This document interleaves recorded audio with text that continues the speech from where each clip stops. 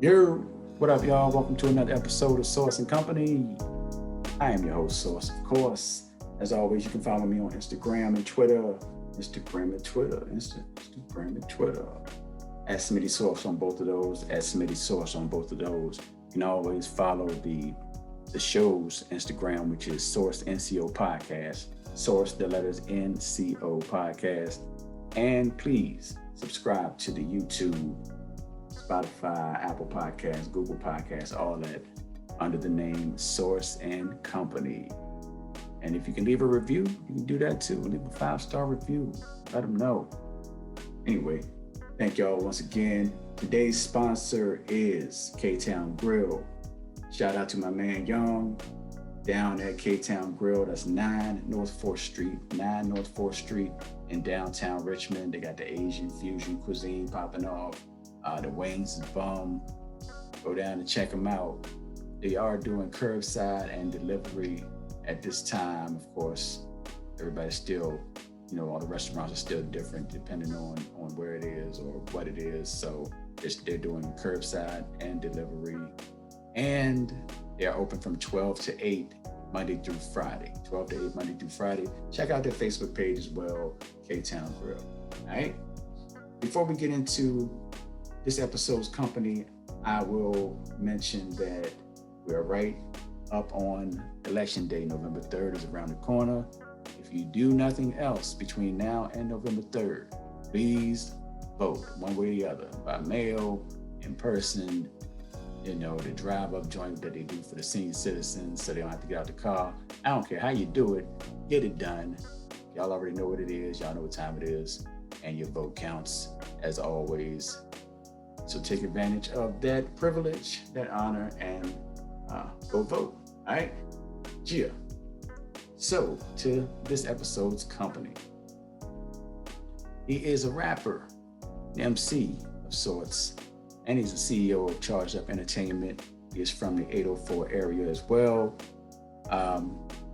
Been doing this thing for years. Traveled from here to Europe. Did shows in Europe. Been on Sway in the Morning. He plays joints on High 97. Got a joint with Conway the Machine, actually, from Griselda. So you always got to check that out, of course. Conway is that dude right now. And back in the day, he even had a joint with a dude named Mike Sauce. And I mean, somebody probably want to know what it sounds like. Here you go, real quick.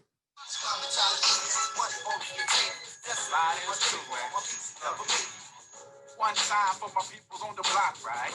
2 times for all my peoples at their job site. 3 for the single parents getting no help from another, so they do it all by themselves. Gotta respect that. And financial status is important in life. I can't neglect that. But even though I'm always out for the big C, I make money. Money doesn't make me. Yeah, a little something.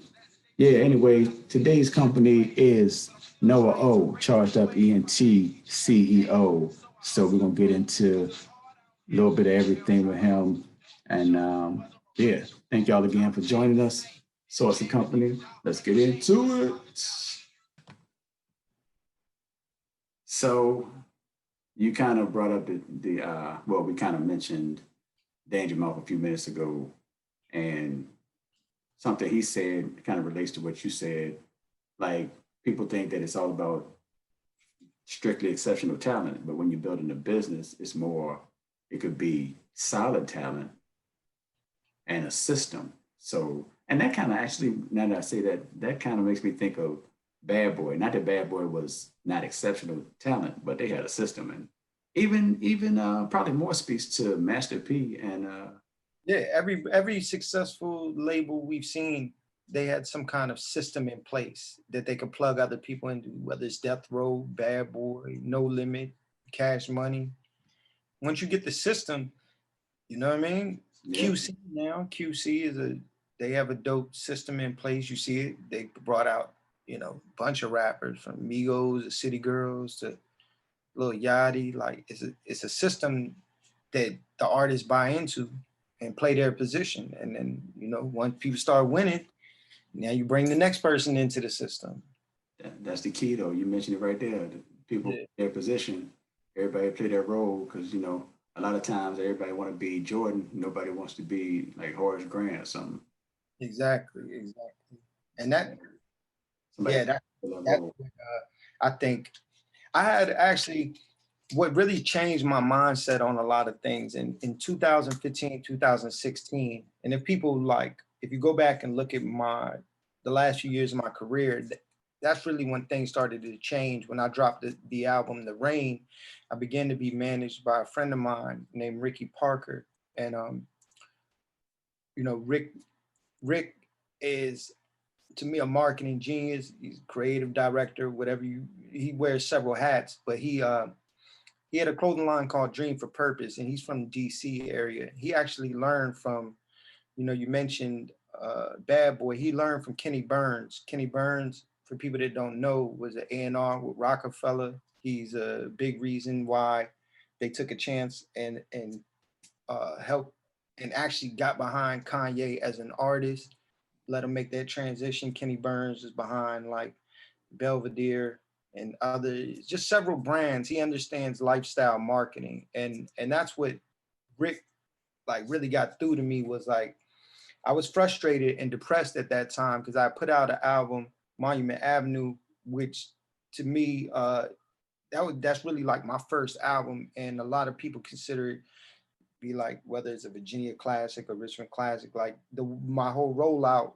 was like a level up for me, and that's what got him being in DC to be aware of me. He had seen the success of Monument Avenue, and we just began to have a lot of conversations. And then what he helped me to understand was like a lot of times, and even myself included, artists, they put so much pressure on one album or one song, and it's really the sum total of creating a body of work or creating a brand around yourself. And then understanding yourself enough to know like who you are, what you do, what you're interested in, and then how to get that to translate to the public. Right. Things that I understood about people that were successful, but I didn't know how to translate who I was.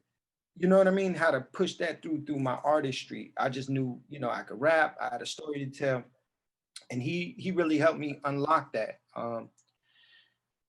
When you think of like guys like Wiz Khalifa or a lot of people who are successful, as soon as you bring their name up, the general public can name 2 or 3 things about that person. Once you understand that, then you can take your artistry and connect it to brands and connect it. You begin to see who it makes sense to form, partnerships to align yourself with, because it lines up with your brand as an artist. And the problem is a lot of artists see things that work for people, but because they don't understand themselves, they try to replicate what they see working for other people, but it might not connect with the public because that's not who they are. Yeah, it's not It's not a authentic. one size fits all thing.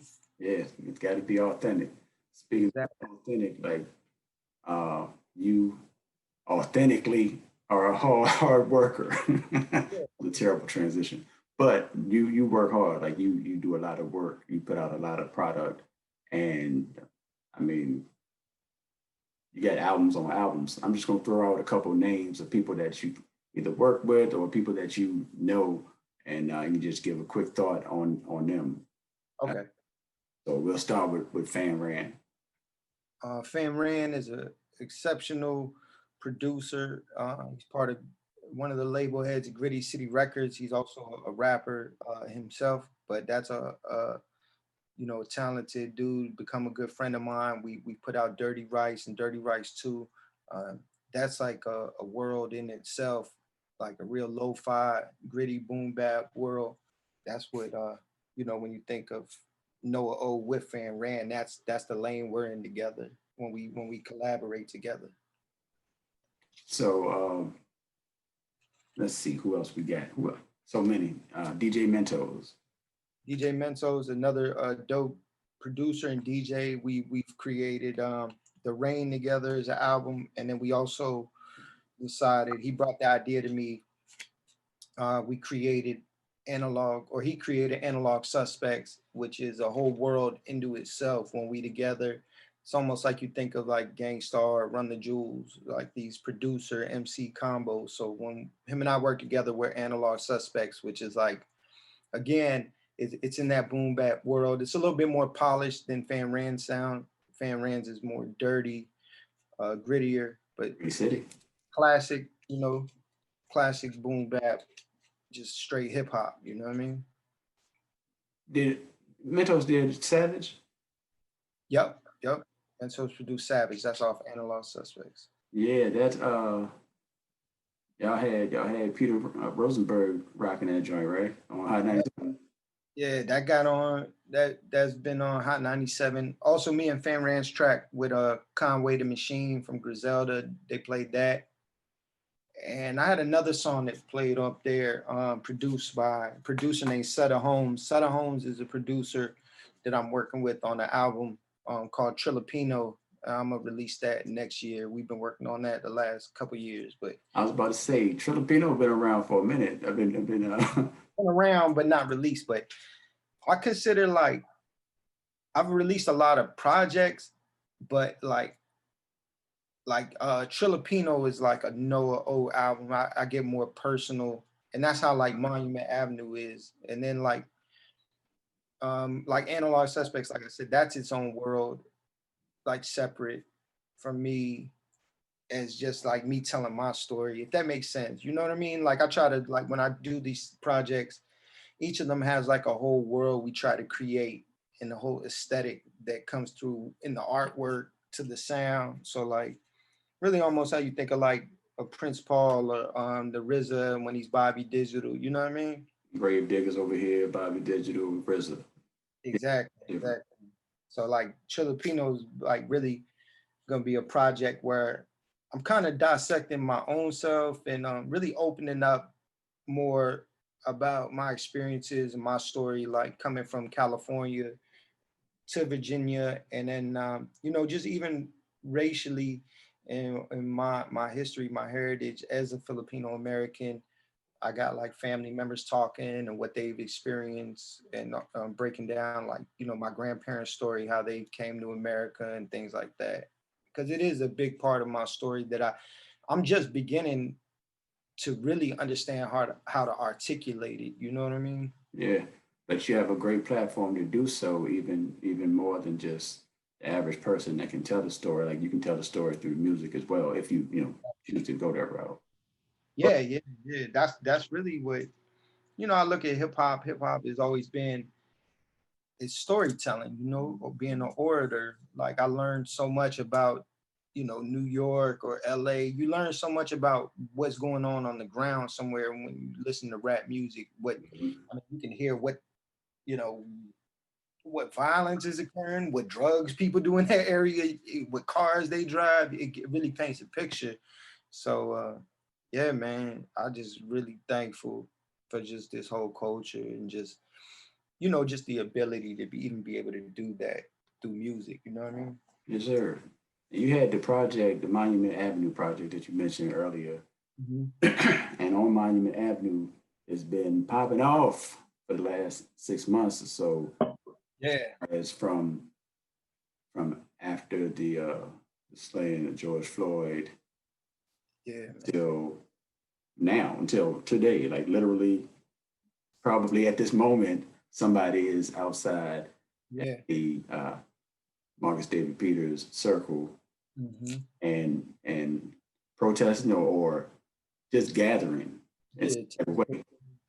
Let me. I don't think maybe I told you. I don't know, bro. When everything first popped off and the protests were happening, it was a lot of people. It was just protests. It would just be a protest this day, a protest that day. I remember one Saturday, you said you were going to speak, and Yeah. I was like, people say that, cool.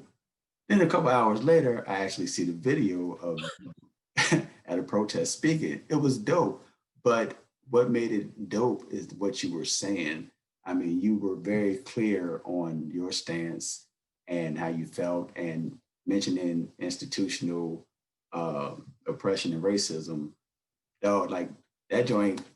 I mean, between me and you, we won't tell nobody else, but between me and you, that joint was like I felt that joint in my heart, like for real, because it was genuine, and you could see that it was genuine.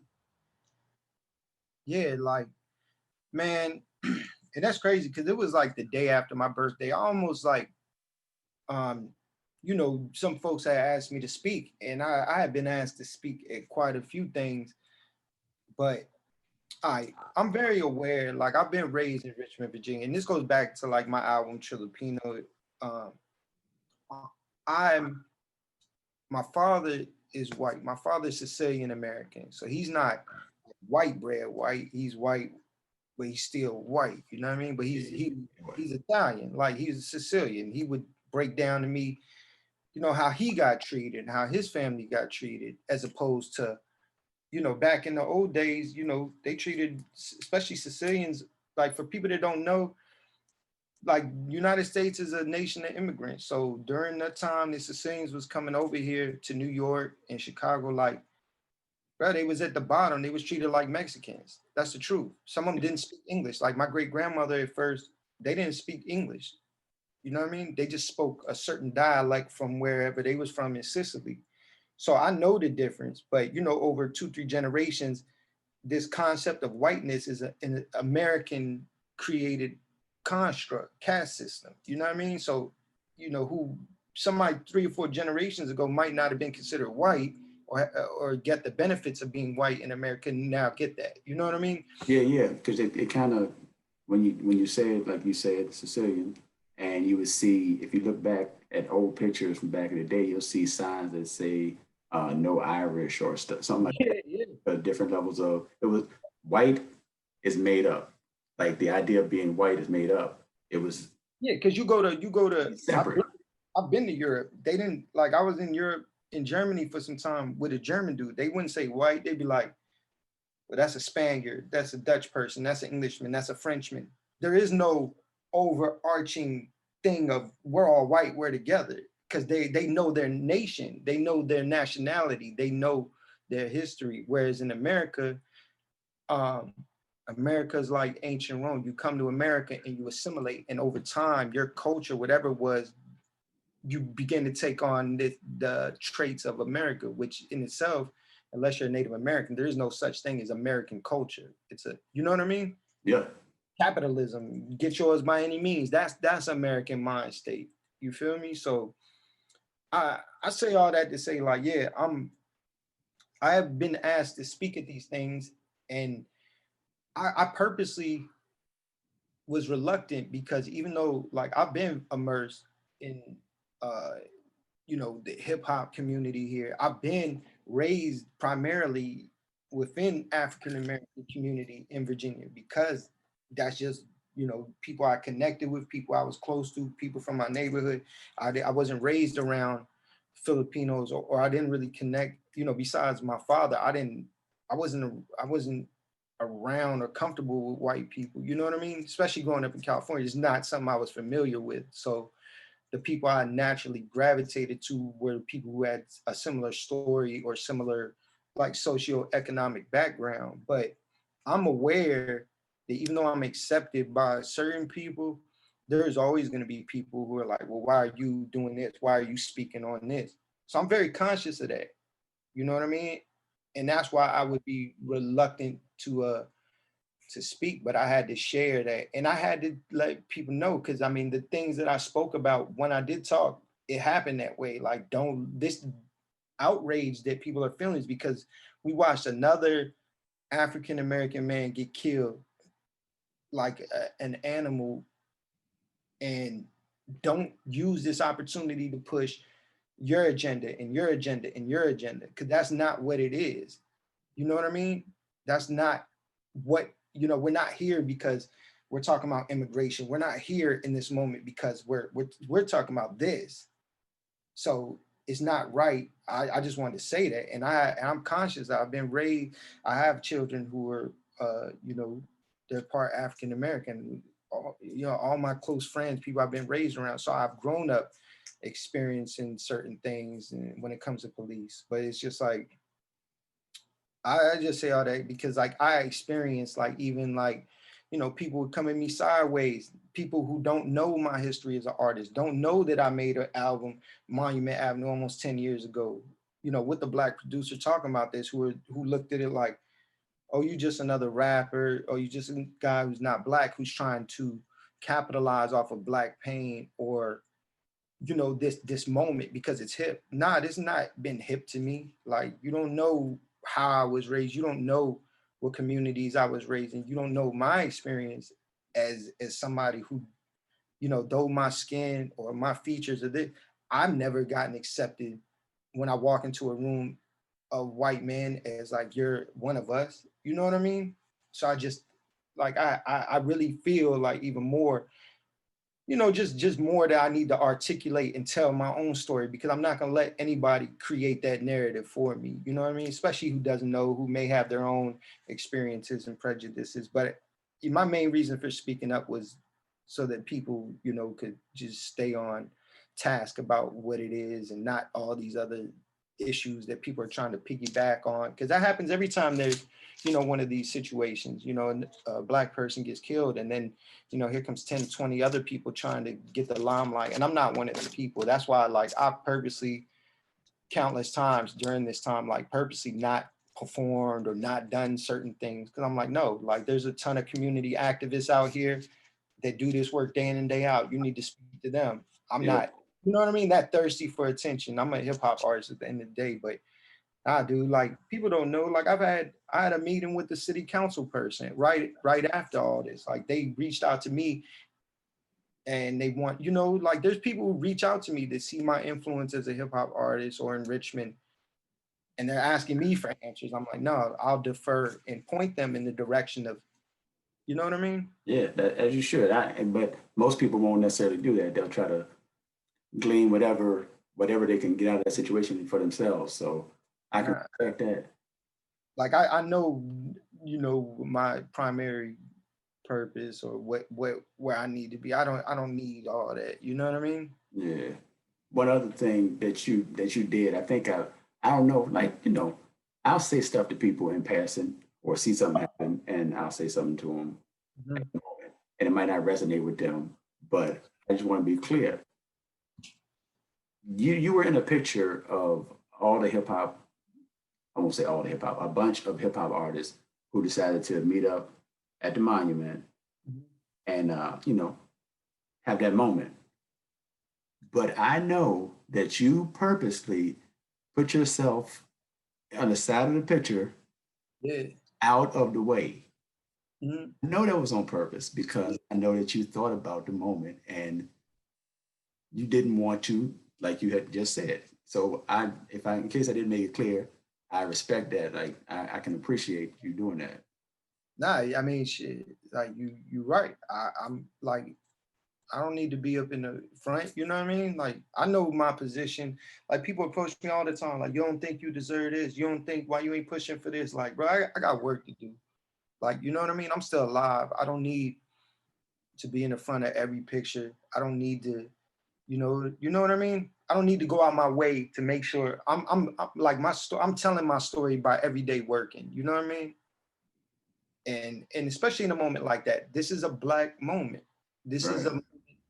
I feel like I created an album that, expressed not only my point of view, but tried to point out the hypocrisy of Richmond being this forward-thinking place, but not addressing this.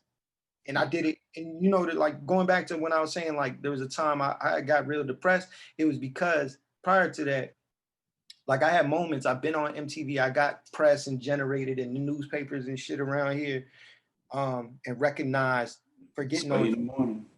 Yeah, but when I made an album with a producer and we wanted it wasn't cool to talk about it then. You know what I mean? Only person who wrote about Monument Avenue really was like Cheats and a couple other people who were really paying attention to hip hop in Richmond. So I'm glad now that people saw, what we were trying to say. And it's like, but that's the thing, as a hip hop artist, a lot of times you see things and you speak on things before the general public really, like, you know what I mean? It's not cool to talk about, but I just, like, as I matured and understand, like, I don't get frustrated with that. It's like, I don't want to compare myself to a prophet, but you're like the forewarning, you know what I mean? Yeah, absolutely. Y'all don't address this. You know, down the line, it's gonna hit the fan, and and that's the time we're in now. People didn't want to address these things, so I don't need to be out at the forefront actually tearing the statue down. I did my part as an artist to provoke thought and provoke conversation. You know what I mean? Absolutely, absolutely, and definitely appreciate that, bro, for real. Now, thank you for noticing that too, bro. Because I mean, yeah, It's I don't, it's the subtle thing, but that's the thing, bro. Listen, I understand because sometimes things happen, and like, I mean, nobody worry about who I am personally, but you have to step to the side or do something else and let somebody else have that moment, have that shine, whatever it may be. So I 100% understand, the situation for real. yeah, because it's really a no-win situation sometimes as an artist. Like if you don't say nothing, um, you get, you know, somebody calls you out for that. Then when you do say something, especially in a time like this that's so sensitive, then it's like you're trying to take all the spotlight, Hmm. and you know you can't you know, as long as I know my intentions are pure and where I'm coming from, yeah, I'll be happy with that. You know what I mean? Because and I do mean that. Like there are some people I know, quite a few people. This is what they do day in and day out. They're trying to put out the fires and keep these kids on the right path, you know, before things spiral into violence. They're trying to implement programs or things in the city of Richmond and in our region to, you know, just to make our place better. You know what I mean? Yeah. And those people do, you know, I know they don't do it for attention, but I try to like speak or lend, you know, whatever help I can, even if it's not always monetarily, you know, whether it's my time, because I do appreciate what they do. You know what I mean? Like there's a lot of people, man, that don't get thanked enough, and it's not glamorous work. You know what I mean? Absolutely, absolutely. But it must be done. But you, my man, as you mentioned, you the Anthony Bourdain of the slang. They McRibbon it. Yeah. You had, I think you mentioned Conway the Machine. You had the joint with Conway. Yeah. Um, how did that even come up? Man, really, I seen Fan Ran, like I said, Fan Ran is really immersed in there's right now in hip hop, it's splintering into these subgenres, right? Fan Ran just I'm cool with him. I would notice he would like post different songs he liked. And one day he posted them, like their whole camp. And this is like 2015 before they, you know, you had to really be paying attention to that world to be hip to who they were. And once I seen him talking about certain artists, I just went in and like started looking at different stuff. And I was like, yo, these dudes, like, I get what they're trying to do, and it's gonna blow up. So soon as I found out and really started getting hip to a lot of these cats, I just reached out to do, you know what I mean? I told him I wanted to do a song.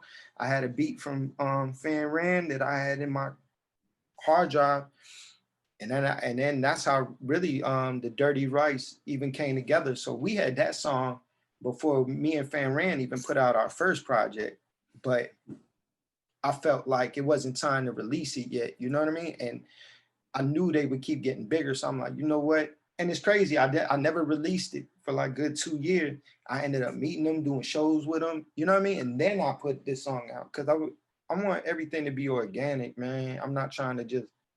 I want people to like see my movement and respect my moves on its own. And then over time they'll see like, oh dang, he's around this artist and this, and that. I've tried to really build my own brand That's and real. strengthen that. You know what I mean?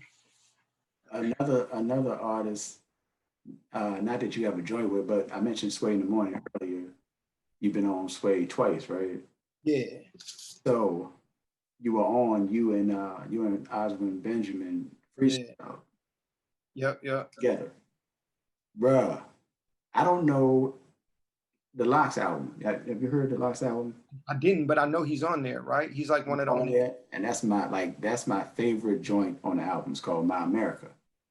Yeah, he's dope. Look, I don't know if I love the song. I mean, the song is dope, but I don't. Mhm. I love the song because I know the song is dope, or because I know that Osmond Benjamin is on it, and that puts me in the mind of you. So it Yeah. kind of of makes it more personal. You know what I mean? We actually do. So there's an artist from the 757 named Wilt Sorrell, and I'm on a feature on a song with Oswin and him, and we're actually, Oh, yeah, it's called Underdogs. It's on streaming sites. So there's a song with me, Oswin, and Wilt Sorrell. We actually, before COVID, we had planned to go to New York and shoot the video. We're gonna get it done eventually, you know what I mean? But yeah, man, dude is supremely talented. I think he's on Royce the 5'9's album too. yeah. You're right.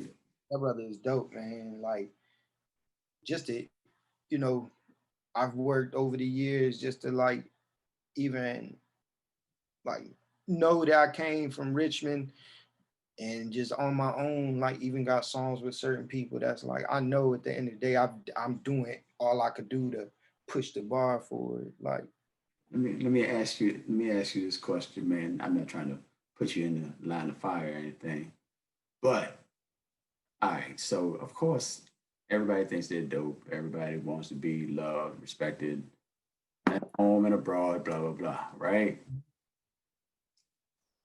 In Richmond, I know anybody who social media friends of you, I think, would know that at some point you were like feeling like the people didn't respect what you were doing. yeah, Do you feel that that's changed? Has your outlook on that changed? Do you care? I'm gonna tell you. I mean, before you even answer, you know, I used to rap, right? yeah, That's not something that yeah. We got a song on my first mixtape. true. That is true. Now, forever, I will always say people underappreciated my ability. That's how I feel, even though this was long ago. Yeah, number 12, featuring Mike Source. You know what I'm saying? That's crazy. Yeah, I'm So letting. you still feel that way? Yeah. Do you still feel that way? Because I I think, feel that way a little bit. bro, if you listen to every rapper, whether it's Biggie, Mike Jones, now I'm hot, they on. Back then they didn't want me, now I'm hot, they on me. Biggie, you know, girls used to say this, now they write letters how they miss me. I think every rapper at the end of the day is like somewhat sensitive, right? And internalizes their experiences, and their music is like the big revenge, the big fuck you. You thought I was ugly, I was dusty, fuck you now, look at me, you know what I mean? So I think like, yeah, there's a part of me, you know what I mean? Especially when you first start out, it's like you got all this aggression, all these times somebody slighted you, and this, you know what I mean? Your skill is how your talent, whatever is how you pay them back for how dare they, how dare they not recognize my greatness? You know what I mean? That still drives me to this day, but it's a little bit different now because I'm like, I just see, because when I see it in other people and how they go off, maybe behind closed door, I'm like, man, I just try not to melt down, you know what I mean? Because then you look crazy to people. So, but I mean, you see, yeah, even Kanye, motherfuckers be having $1 million and still feel like people don't recognize, you know what I'm saying? That's actually a great point. That's a But great. if you don't keep it in check, I mean, it'll drive you mad. So I reached a place personally in my life where I have a level of peace to where that's not, I think over the last few years, that's not my main motivation no more. My main motivation now is like really just elevating, you know what I'm saying? Like I've grown past that, is elevating. But I still call it out like, yeah, I remember. But that's the winning now, the revenge is just being successful, you know what I mean? And That's not being true. fixated on that. Like, all right, I've grown past that part. Now I'm gonna just win and prove, you know what I mean, that I deserve everything that comes to me by continuing to just try to perform at a high level. You know what I mean?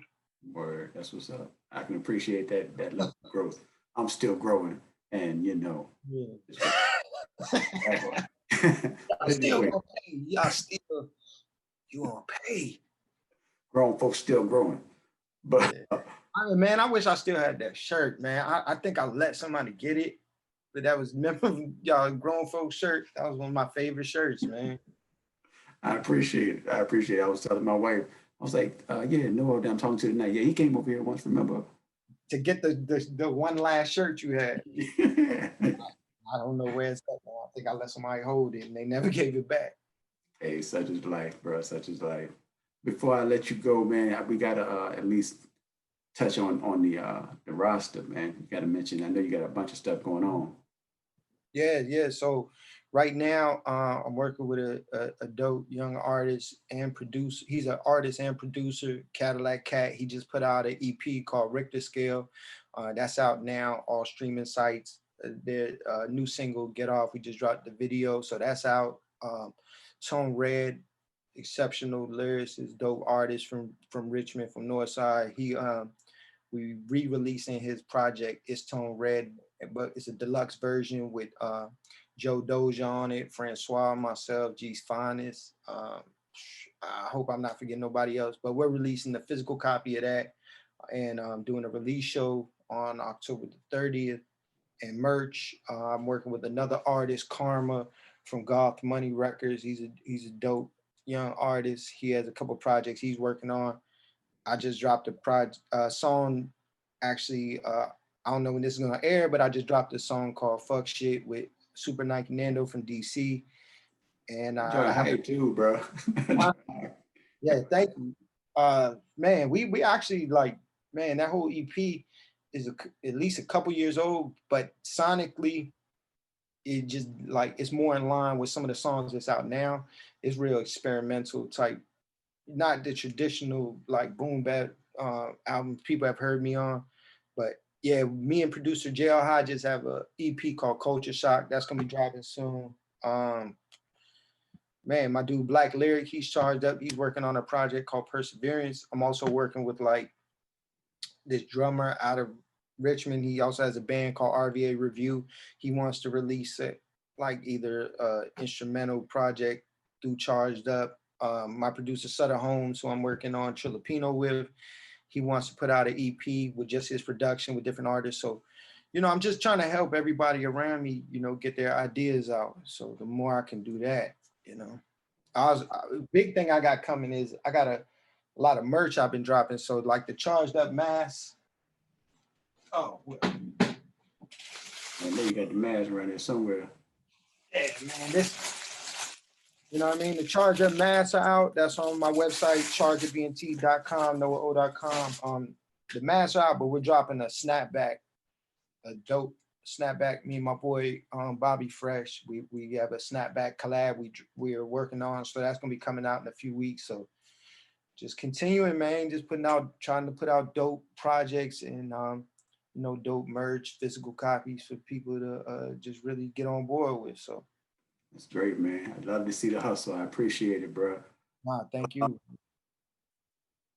What you feel like? What you feel like? I'm gonna tell you, like the only person that dropped bars before they walked out was Hakeem Green from Channel Live. That's the only person that's been on Source and Company and dropped bars. So you Channel Live? You talking about Mad Is? did you miss that episode? No, send me that link. Man, I need to check that out.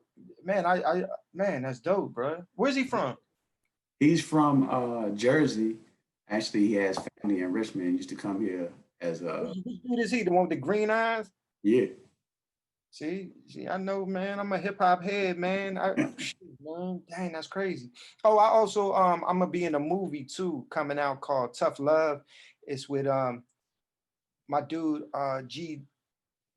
I don't want to pronounce his name. Devalier. Yeah, G. Devalier. He's the director, producer of it. It's an independent film. I don't know how it's gonna be distributed yet, but I know it has Cheryl Pepsi Riley is in it, and also this dude Troy Man. He's an artist who was on the Netflix show with T.I. and Cardi B.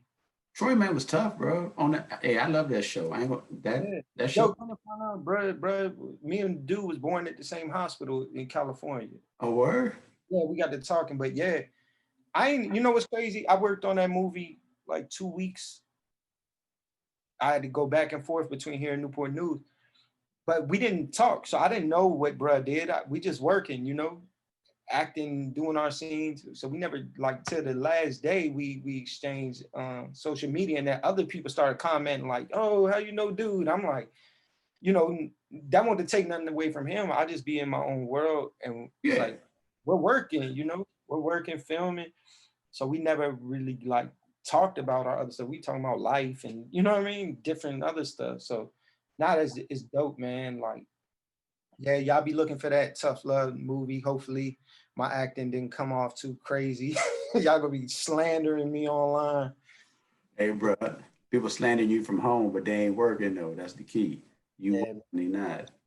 Oh, last thing, I'm sorry, I know I'm kind of long. I'm filming Brewer session. So I got a live Oh, joint word? with a band. Yeah, I'll be performing with a band. Hey, actually, I just got somebody knocked on the door. I was gonna spit, but I want to leave him on the porch. Yeah, word. Well, Yeah. I appreciate you, NoahO, Man. and Source and Company. Peace. Out here.